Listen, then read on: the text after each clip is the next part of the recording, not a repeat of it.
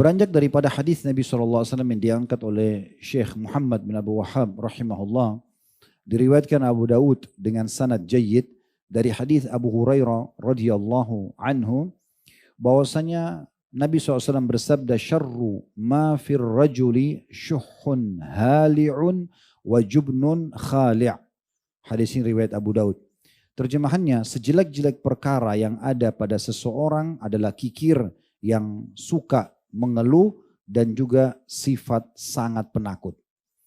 Dari hadis ini kita lihat ada 3 sifat yang dianggap buruk oleh Nabi alaihi salatu wassalam, dan berarti kalau dikatakan syarru ma fir rajul, seburuk-buruk yang ada pada seseorang, artinya kita tidak boleh memiliki ketiga sifat ini atau salah satunya. Dan itu menandakan berarti dia akan berefek negatif. Secara hukum agama akan bernilai dosa, juga secara muamalah dengan manusia itu akan mendatangkan efek-efek negatif. Bermula dari kikir, ini sudah sering kita jelaskan, kalau kikir bagian daripada dosa besar. Ya, dan terlalu banyak ayat Al-Quran yang menyebutkan tentang masalah larangan dan ancaman kikir itu sendiri. Dan cukuplah sabda Nabi SAW menggambarkan dalam hadis yang sahih kalau kikir itu adalah penyakit jiwa. Dan beliau juga mengatakan bagi teman-teman yang pegang bukunya, ini ada dibahas di halaman 85 dosa besar yang kita bahas ini. Itu sabda Nabi SAW, wattaqu syuhha fa inna syuhha ahlaka man kana qablakum hamalahum ala an safaku dima'ahum wastahallu maharimahum. Takutlah kalian, jauhilah, hindarilah sifat pelit atau kikir itu. Sesungguhnya sifat pelit membinasakan orang-orang sebelum kalian. Karena mereka pelit, tidak mau berbagi, maka membuat mereka saling menumpahkan darah di antara mereka dan juga menghalalkan perkara-perkara yang diharamkan terhadap mereka. Sifat yang kedua, dan ini jadi saksi bahasan kita, adalah suka mengeluh. Semua apapun ketetapan Allah Subhanahu wa taala dalam hidupnya, dia gerutui. Semuanya tidak baik.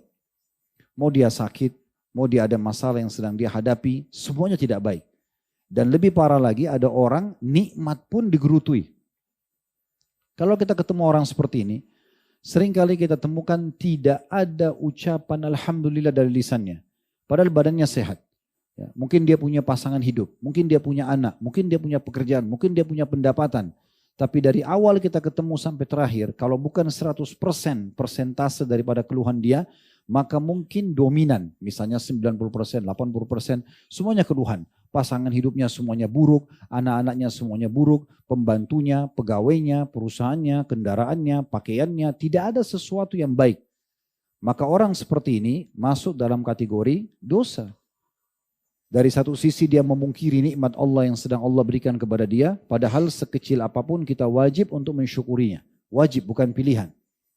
Dan sudah cukup firman Allah dalam surah Ibrahim tadi yang sempat kita bacakan, la in syakartum la azidannakum, kalau kalian syukur saya akan tambah, berarti ini ibadah.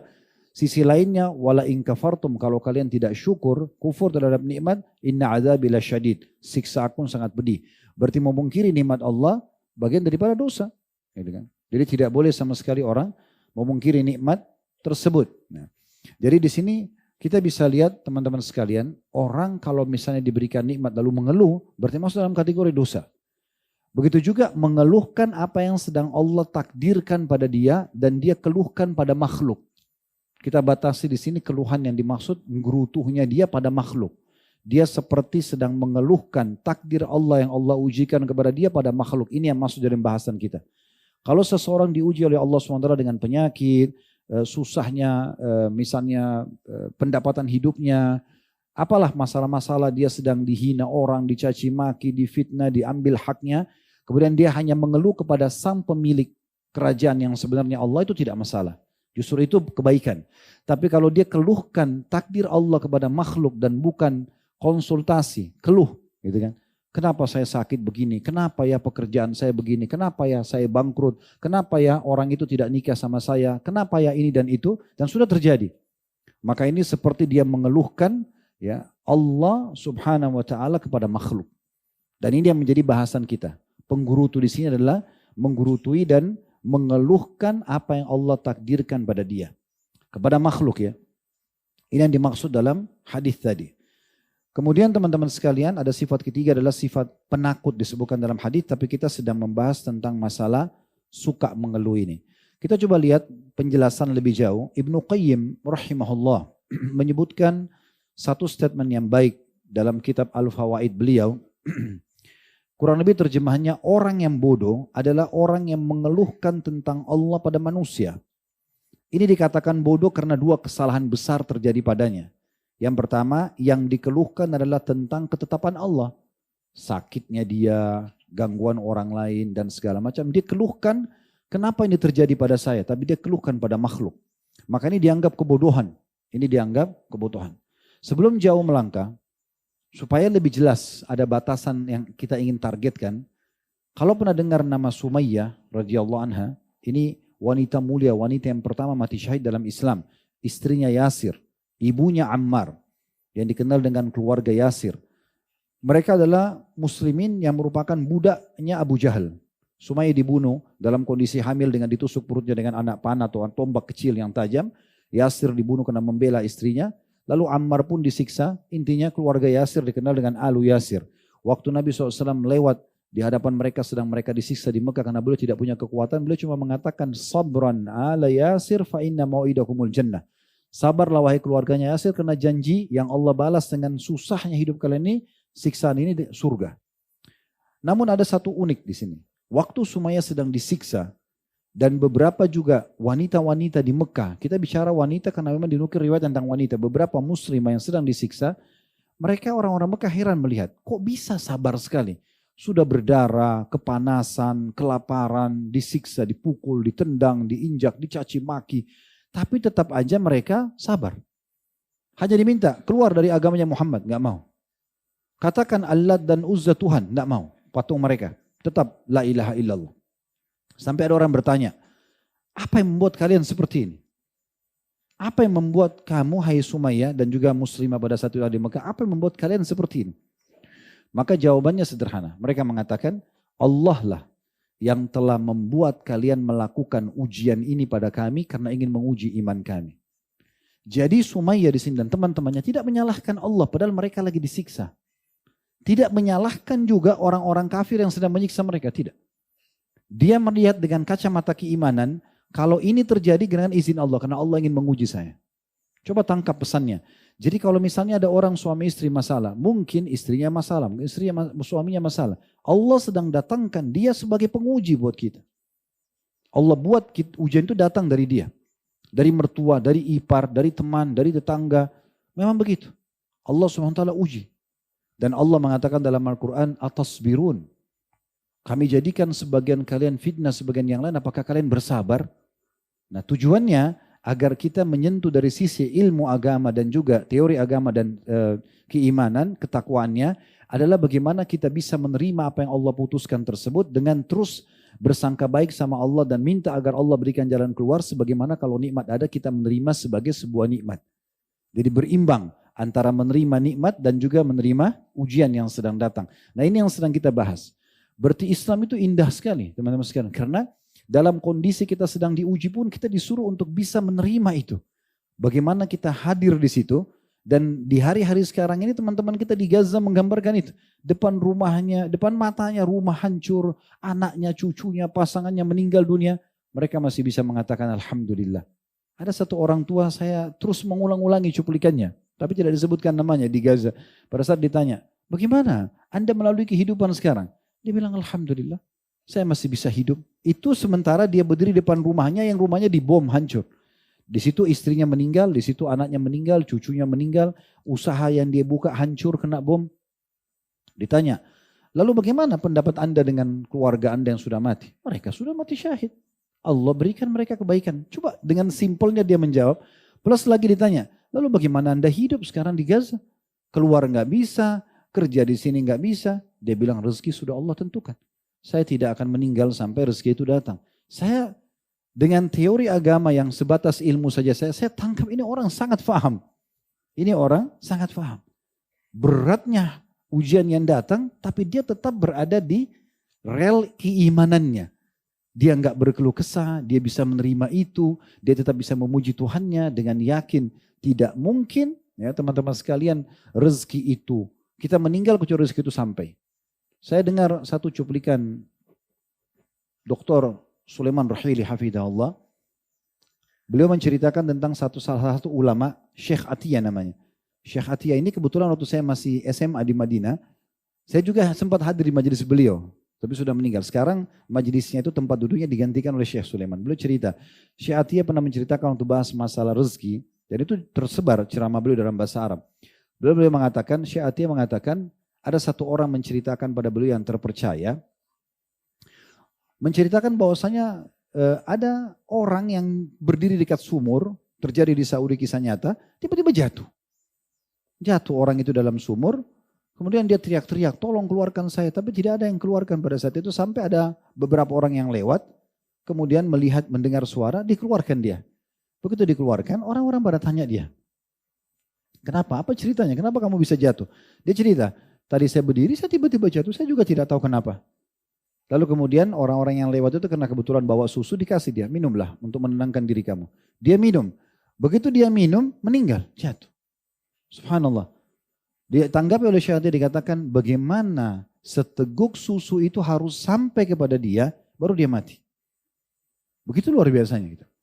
Dan ini teman-teman kalau kita fahami ini, tidak ada satupun musibah di muka bumi ini kecuali kita anggap kecil. Tidak ada yang besar bagi seorang muslim. Karena bagi dia, makin besar ujian, makin besar pahalanya. Makin tinggi derajat yang akan didapatkan. Gitu kan? Sampai sebagian salaf itu, kalau lewat 1 bulan mereka nggak ada ujian, mereka bertanya-tanya. Kok kenapa saya nggak diuji sama Allah? Gitu. Kalau baik-baik saja keadaannya. Mereka berharap ada ujian datang di mana itu akan jadi pelajaran dalam hidupnya. Dan otomatis jadi pembersihan dosa, peninggian derajat dan seterusnya. Nah seperti itu. Ini poin yang sedang kita bahas. Saya ulangi lagi. Kata Ibnu Qayyim rahimahullah, orang yang bodoh adalah orang yang mengeluhkan tentang Allah pada manusia. Ini dikarenakan bodohnya dia karena terjadi padanya 2 kesalahan besar. Yang pertama, yang dia keluhkan adalah tentang ketetapan Allah pada dirinya. Kepada makhluk yang tidak bisa memberikan jalan keluar. Tidak bisa. Dokter juga hanya bisa kasih semoga lekas sembuh resepnya. Enggak ada satupun resep dokter pasti sembuh. Enggak ada. Iya kan? Pasti begitu. Walaupun antum datang, tolong dok sembuhin saya. Habis, dia nggak akan bisa apa-apa. Nggak mungkin. Dia cuma bisa berusaha. Makanya ditekankan melalui lisannya Ibrahim alaihissalam supaya jelas Allah berfirman dan Ibrahim disuruh perintahkan mengucapkan itu wa idza maridtu fahuwa yashfin. Kalau saya sakit maka dia akan menyembuhkan saya. Kalau konsultasi pada manusia nggak ada masalah, tapi konsultasi pada ahlinya. Ingat, konsultasi bukan curhat. Misalnya sakit datang sama dokter, dok saya sudah 2 hari sakit kepala, kira-kira obatnya apa? Dokter tanya apa, kita jawab apa, diturunin resep, pulang, selesai. Bukan cerita, dok saya mau cerita dulu, ini dari bulan lalu saya sehat-sehat saja. Kemudian malu dia masuk cerita panjang lebar, ujungnya hanya kena sakit kepala 2 hari yang lalu. Itu enggak ada. Curhat itu hanya kepada Sang Pencipta Allah Subhanahu wa taala. Makanya dikatakan dalam hadis yang sahih Nabi SAW, kalau ishtadda alihil amr, mulai membesar perkara dalam hidup beliau, sholat. Beliau langsung sholat. Udah kembali kepada Allah, enggak ada kepada manusia. Sufyan ats-Tsauri rahimahullah, ada masalah seorang ulama tabi'in di Mekah, sujud tidak angkat sampai beliau tenang. Nah, gitu. Selanjutnya, yang kedua kata beliau, ini alasan kebodohannya, siapa yang dituju saat mengeluh, yaitu manusia, adalah makhluk yang lemah. Tidak akan bisa memberikan apa-apa kepada dia. Kalau seandainya teman-teman yang kita keluhkan, sampaikan masalah kita ini di depan kita adalah orang yang mencintai kita, misalnya kedua orang tua atau sahabat yang sangat dekat dengan kita hanya menambah masalah buat dia. Kita duduk 1 jam, 2 jam, telepon, ngomong, ceritain semua permasalahan. Kita kan sebenarnya jadi beban buat dia. Mungkin orang tua kita akan kepikiran, mungkin dia sakit gara-gara pikirkan permasalahan kita. Kita hanya menambah masalah buat orang yang kita cintai. Bahkan saya pernah temukan beberapa perkara dan saya bertemu sendiri dengan orang tua anak-anak ini, mereka sudah menikah anak-anaknya, tapi pada saat ada masalah cerita sama orang tuanya, sampai orang tuanya kepikiran, nggak tidur. Setelah selesai masalah mereka nggak cerita sama orang tuanya, oh kami sudah baikan, enggak. Tiba-tiba saja orang tuanya sempat sampaikan ke saya, anak-anak ini tiba-tiba pada saat datang sudah baikan, sebulan kemudian datang aja sudah baikan. Padahal sebelumnya saya kira belum selesai masalahnya. Orang tuanya sempat kepikiran, tidak tidur, mungkin susah makan. Ini masuk dalam bab durhaka ini. Kan gitu. Kalau yang kita ceritakan di depan kita ini musuh, maka berarti dia punya celah setiap saat dia bisa menyerang kita. Lalu untuk apa mengeluh sama manusia? Kan gitu. Jadi poin penting. Makanya seorang anak muda pernah mengeluh di masa tabi'in dulu. Kemudian dia mengatakan, sesungguhnya kehidupanku begini dan begitu. Pengangguran, tidak ada pekerjaan, belum menikah, orang tuanya suka marah sama dia. Didekati oleh seorang tabi'in, kemudian dipegang tangannya lalu mengatakan, wahai anak muda, ditarik ke pinggir jalan. Apa kau lihat mataku sebelah kiri ini? Sambil dia tunjuk matanya. Mataku ini sudah 40 tahun tidak melihat yang sebelah kiri. Sebelah kanan masih melihat. Tapi belum pernah aku sampaikan kepada satu pun makhluk kecuali kau sekarang. Karena kau mengeluhkan permasalahanmu. Bukan tidak menyampaikan kepada ahlinya ya, tabib misalnya. Tapi kalau antum flu satu kampung tahu misalnya. Atau semua orang harus tahu. Ini kan unik ini. Nah ini yang dibahas. Jadi seakan-akan mengeluhkan permasalahan yang sedang diujikan kepada dia.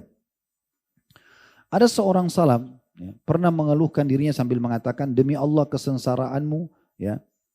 Atau ada orang yang sedang mengeluh tentang kemiskinan lalu dinasihatin. Dia mengatakan demi Allah kesengsaraanmu tidak akan lepas jika engkau malah mengeluhkan Allah yang sejatinya menyayangimu kepada makhluk yang tidak menyayangimu. Jadi ada orang berkeluh kesah di depannya seorang salaf. Kemudian dia mengatakan hidupku susah segala macam. Lalu orang itu dekati, menasihati sambil mengatakan, kalau pastikan hidupmu tidak akan berubah. Permasalahan karena kamu sedang mengeluhkan pemilik ketentuan takdir Allah yang menyayangimu kepada orang yang tidak menyayangimu. Kepada manusia. Hari ini kan manusia bisa jadi teman kita, besok jadi musuh kan? Bukankah pasangan hidup kita hari ini jadi suami istri, besok bisa jadi mantan suami istri? Kan gitu. Kan bisa saya begitu. Nah itu yang harus kita pahami baik-baik teman-teman sekalian. Oleh karena itu harus hati-hati. Kemudian teman-teman sekalian dari sisi yang lain. Juga supaya lebih dalam kita membahas tentang apa yang sedang kita ingin sampaikan ini. Sebagian salaf juga dinukil berkata. Ini dinukil oleh Ibnul Jauzi rahimahullah. Dalam buku Ats-Tsabat Indal Mamat. Ya. Maksudnya tetap kokoh di atas keimanan pada saat kematian datang di halaman 55. Waqad kana as-salafu yakrahuna syakwa ilal khalq. Ketahuilah bahwasanya kaum salaf, sahabat tabi'in, tabi'in ini sangat membenci untuk menggeluh atau berkeluh kesah kepada makhluk. Wasyakwa wa in kana fiha rahatun illa annaha tadullu ala dha'fin wa dhul. Orang yang berkeluh kesah kepada makhluk itu walaupun mungkin mendatangkan ketenangan di sebagian keadaan. Karena kita menyampaikan permasalahan kita pada orang tersebut. Tapi itu menunjukkan tentang lemahnya iman dan kerendahan hati seseorang. Kerendahan jiwanya. Berarti orang ini lemah. Karena semuanya dikeluhkan. Dan dipastikan orang seperti ini teman-teman. Sekali buka pintu mengeluh tidak akan berhenti menutup pintu mengeluh. Hari ini dia mengeluh makanan. Besok mengeluh minuman. Lusa mengeluh baju. Lusanya lagi mengeluh rumah. Semuanya keluhan. Maka dia akan jauh dari bab syukur. Lalu dikatakan, was-sabru anha dalilun ala quwwatin wa izz. Sementara sabar terhadap ujian yang sudah datang, sabar berarti menerima dulu, kemudian ikhtiar cari jalan keluar adalah menunjukkan kuatnya iman dan kemuliaan jiwa seseorang. Nah ini perkataan Ibnu Al-Jauzi rahimahullah. Beliau mengatakan itu. Dan cukuplah sabda Nabi SAW dalam hadis riwayat Tirmidzi teman-teman sekalian masalah takdir Allah ini. Faman radiya falahu ridha. Kalau Allah tentukan satu keputusan dan ridho dengan itu. Misalnya sering saya kasih contoh dengan antum tidur sehat. Bangun tidur sudah flu. Terima dulu sebagai takdirnya Allah. Oh, Allah lagi uji saya.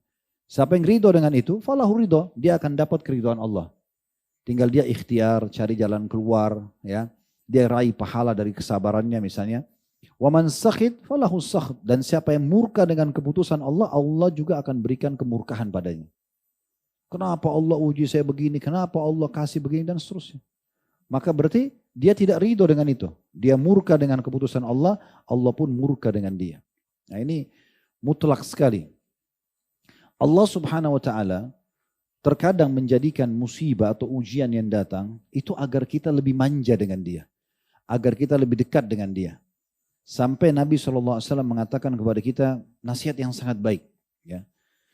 Dalam sebuah hadis ya, di mana Nabi SAW mengatakan liyas'al ahadukum rabbahu hajatahu kullah Harusnya seseorang dari kalian betul-betul meminta apa saja kepada Tuhannya, hatta syaitha na'lihi idang qata, sampai tali sendalnya kalau putus. Dari hadits ini dinukil perkataan oleh sebagian ulama, ini dinukil oleh Ibnu Rajab dalam kitab Jami' Ulum wal Hikam beliau di halaman 48 jilid 2.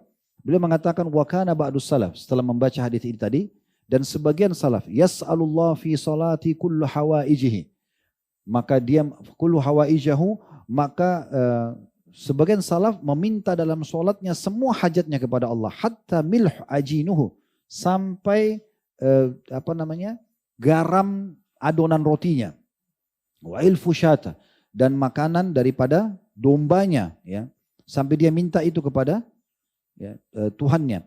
Wa fi al-Israiliyat, Ibnu Rajab mengatakan, dan dalam kisah Israiliyat, Israel ini berarti nukil dari orang-orang sebelum kita ya, dari orang Yahudi, orang Nasrani, tapi Israiliyat ini kata Nabi SAW, jangan kalian dustakan, jangan kalian benarkan. Kalau sejalan dengan agama kita, kita terima. Kalau tidak, maka kita tolak.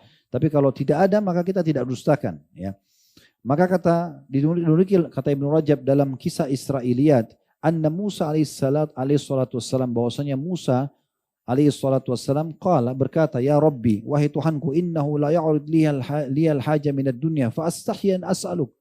Wahai Tuhanku, kadang-kadang terlintas kebutuhanku di dunia ini kecil sebenarnya, jadi aku malu minta padamu. Qala ta'ala, maka Allah yang maha tinggi berfirman, salni hatta milhu ajinuka wa ilfu himarik. Mintalah kepadaku, kata Allah SWT, walaupun itu adalah garam adonan rotimu dan juga makanan daripada keledaimu. Jadi semuanya disuruh minta kepada Allah Subhanahu wa taala. Jadi tidak ada alasan kita sebenarnya teman-teman untuk tidak menjadikan justru momentum musibah itu ya untuk berkeluh kesah, tapi itu justru kesempatan untuk kita malah dekatkan diri kepada Allah Subhanahu wa taala. Justru makin kita minta, ya, misalnya contoh kita sakit, kan kita bisa minta, ya Allah sembuhin penyakit saya. Kalau tidak ada penyakit kan kita tidak bisa dapat doa dari minta kesembuhan kan? Kan minta kesembuhan itu kalau sakit kan gitu. Jadi kalau kita lagi sakit kita mengatakan ya Allah sembuhin saya. Berarti kan kita sedang berdoa minta disembuhkan penyakit. Berarti dapat pahala dari doa minta kesembuhan enggak? Nah kalau kita lagi tidak sakit, masa kita mau minta ya Allah sembuhin saya lagi sehat kan gitu. Berarti kan ada satu sisi celah di mana kita bisa dapat pahalanya gitu. Dari situ. Nah ini poin penting teman-teman sekalian untuk difahami baik-baik gitu kan. Jadi kita tunggangi kesempatan emas, kita tunggangi keadaan kita agar kita bisa ya lebih dekat kepada Allah Subhanahu wa taala. Berapa banyak di antara kita pada saat sedang hadapi masalah dia bisa menangis, dia bisa bangun sholat malam, mengeluh sama Tuhannya, merasa dekat dengan Allah, itu luar biasa. Dan Nabi SAW mengatakan kalau Allah melihat ya, nikmat yang melimpah, doa yang indah dari seorang hamba, Allah terlambatkan jawabannya agar hamba tersebut tetap dalam doanya. Ada suatu poin penting lagi disampaikan oleh Al-Qurtubi, athar ya, beberapa riwayat dari Nabi SAW bahwasanya terimalah berita gembira karena sesungguhnya dua kemudahan tidak akan dikalahkan oleh satu kesulitan. Apa maksudnya? Kita tahu dalam salah satu ayat Al-Quran, fa inna ma'al usri yusra. Di setiap kesulitan ada kemudahan. Lalu Allah ulangi, inna ma'al usri yusra. Di setiap kesulitan ada kemudahan. Berarti Allah ulangi dua kali kemudahan di satu kesulitan. Nabi SAW mengatakan terimalah berita gembira karena tidak akan mungkin dua kesulitan terkalahkan dengan dua kemudahan dikalahkan dengan satu kesulitan. Di sini dijamin sampai sebagian salaf mengatakan ketahuilah andai saja kesulitan itu masuk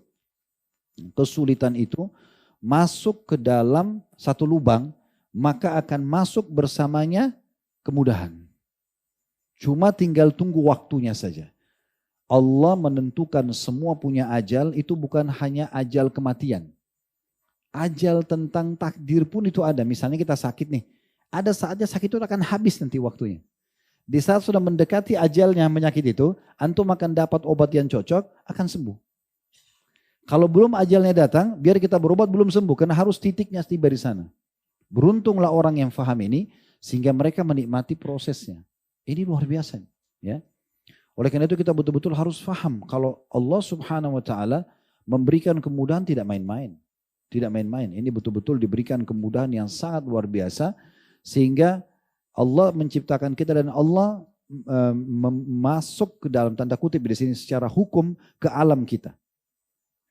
Hadis Nabi SAW misalnya tentang musibah, kalau ada seorang hamba mukmin, anaknya meninggal, Allah akan berfirman kepada para malaikatnya, apakah kalian mencabut ruh anak hambaku? Maka para malaikat mengatakan iya. Lalu Allah bertanya lagi, apakah kalian mencabut ruhnya, buah hatinya? Maka mereka mengatakan iya. Lalu kata Allah SWT kepada para malaikat, lalu apa yang dikatakan hambaku? Mereka, kata para malaikat, memujimu. Walaupun anaknya meninggal, mereka bilang Alhamdulillah. Dan istarja, mereka mengatakan Inna lillahi wa inna ilaihi raji'un. Maka kata Allah SWT kepada para malaikat, kalau begitu bangunkan untuk hambaku ini istana khusus di surga namanya ya istana puji-pujian. Istana puji-pujian. Di sini Allah Subhanahu wa taala tidak membiarkan kita. Allah tahu kalau kita punya anak meninggal berarti kita sedih. Itu alam kita manusia. Tapi Allah terapkan hukum masuk di alam kita itu. Kan bisa saja Allah tidak peduli. Meninggal anak kamu ya terserah. Itu keputusan saya ambil saja. Tapi Allah enggak. Allah masukkan hukum ke alam kita itu. Dan memberikan kita balasan yang besar. Sehingga sebenarnya tidak ada alasan untuk tidak menerima keputusan Allah Subhanahu wa taala. Ini luar biasa. Ya. Oleh karena itu dinukil banyak sekali perkataan para salafus saleh berhubungan dengan masalah ini. Menerima takdir Allah Subhanahu wa taala dan menantangkan bahwasanya di setiap kesulitan itu akan ada kemudahan. Ya, saya coba cek kembali beberapa perkataan salafus saleh berhubungan dengan masalah ini. Bagaimana mereka menjabarkan hadis Nabi SAW tidak akan pernah terkalahkan dua kemudahan dengan satu kesulitan. Sehingga akhirnya kita faham tidak ada teman-teman sekalian kesulitan antum melalui. Coba deh direview kembali kehidupan antum dari awal. Apa masalah antum yang selama ini belum antum ketemu titik ke jalan keluarnya. Pasti kita akan ingat, oh ternyata sudah keluar. Walaupun sudah berapa tahun sekian. Ya sekian tahun berjalu ya, sekian bulan. Tapi ada jalan keluarnya. Karena pasti akan ada kemudahan setelah kesulitan tersebut. Statement Hasan Basri rahimahullah. Beliau menyampaikan hadis Nabi SAW pada saat menjelaskan tentang surah An-Nashr ayat 5-6 yang fa inna ma'al usri yusra inna ma'al usri yusra. Beliau menyampaikan sabda Nabi SAW, abshiru atakumul yusr. Terimalah berita gembira karena kemudahan telah datang kepada kalian. La yagliba usrun yusraini. Karena satu kesulitan tidak akan mungkin mengalahkan dua kemudahan. Ya, karena dalam ayat itu diulangi dua kali, kemudahan satu kali kesulitan. Juga dalam riwayat Qatada radhiyallahu anhu diceritakan bahwasanya beliau mengatakan atau menukil sabda Nabi SAW, terimalah berita gembira. Lalu kata Nabi SAW, la yagliba usrun yusraini. Karena tidak mungkin satu kesulitan itu mengalahkan dua kemudahan. Tadi statement yang saya bilang bahwasanya kalau ada kesulitan masuk ke dalam sebuah lubang maka kemudahan akan masuk bersama, itu perkataan Abdullah bin Mas'ud radhiyallahu anhu, di mana beliau mengatakan seandainya kesulitan masuk ke dalam satu lubang maka kemudahan pun akan mengikutinya, karena Allah Ta'ala telah berfirman fa inna ma'al usri yusra inna ma'al usri yusra. Di setiap kesulitan ada kemudahan, di setiap kesulitan akan ada kemudahan. Dan ada satu statement yang menarik dinukil oleh Abdullah bin Mubarak rahimahullah dalam bab jihad. Pada saat Umar bin Khattab radhiyallahu anhu menulis surat kepada panglima perangnya pada saat akan menembus negeri Syam, Abu Ubaidah radhiyallahu anhum, beliau mengatakan amma ba'd, dan selanjutnya wahai Abu Ubaidah, tidaklah Allah menurunkan kesulitan pada seorang mukmin. Sekarang kau akan berperang, pasti akan ada kesulitan, ketakutan, kekhawatiran. Nanti kalau musuh menang, nanti kalau ditawan, nanti kalau begini dan begitu misalnya. Tapi ketahuilah, tidak Allah turunkan kesulitan pada seorang mukmin melainkan pasti setelahnya Allah datangkan kegembiraan untuknya atau kemudahan. Karena ingatlah satu kesulitan mustahil mengalahkan dua ya kemudahan. Karena Allah Subhanahu wa taala telah menyebutkan, lalu Umar menukil surah Al-Imran surah nomor 3 ayat 200, ya ayyuhalladzina amanu sabiru wasabiru warabitu. Hai orang beriman, bersabarlah kamu dan kuatkanlah kesabaranmu itu, dan tetaplah bersiap siaga di perbatasan negerimu, dan bertakwalah kepada Allah sungguhnya agar engkau mendapatkan atau kalian mendapatkan keberuntungan. Dan juga mungkin ditambahkan dengan firman Allah Subhanahu wa taala dalam surah At-Talaq surah nomor 65 ayat 7 yang berbunyi saya ja'alullahu ba'da usrin yusra. Pastikan Allah akan memberikan kelapangan setelah kesulitan. Jadi nggak ada kesulitan itu yang tidak diikuti dengan kelapangan. Tinggal tadi saya bilang semua punya ajal, batas waktu. Jadi kalau Allah sudah sampaikan ajalnya dia akan selesai. Nah beruntunglah orang yang menikmati prosesnya itu sehingga dia maksimal panen pahala dengan tidak menggerutu atau mengeluhkan Tuhannya kepada makhluk. Jadi ini poin penting. Sebagai penutup ada statement Imam Syafi'i rahimahullah yang menarik. Beliau mengatakan dalam bait syairnya, sabran jamilan ma aqrabal farja. Kemudian man raqaballah fil umuri naja, man sadaqallaha lam yanaluhu adza, wa man rajahu yakunu haitsu raja. Bersabarlah yang baik, niscaya kelapangan itu akan sangat dekat. Artinya kalau lagi ada masalah, ada musibah, sabar saja. Terima dulu keputusan Allah, kemudian ikhtiar cari jalan keluar. Karena pasti akan ada bersamanya kelapangan yang sangat dekat. Barang siapa ya yang pada saat sedang ada musibah itu mendekatkan diri kepada Allah, maka pasti dia akan lepas dari kesulitan dan akan mendapatkan keselamatan. Barang siapa yang begitu yakin dengan Allah, maka ia pasti tidak akan merasakan penderitaan. Dan barang siapa yang selalu berharap kepada Allah, maka pasti Allah akan berikan kepadanya pertolongan. Nah ini tambahan daripada informasi tadi yang ingin saya sampaikan beberapa statement para ulama salaf berhubungan dengan masalah ini. Baik teman-teman sekalian, semoga apa yang kita bahas ini bermanfaat buat kita semua. Dan kita selalu berdoa agar seluruh amal soleh yang pernah kita kerjakan, yang sedang kita kerjakan, akan kita kerjakan diterima dengan pahala yang sempurna.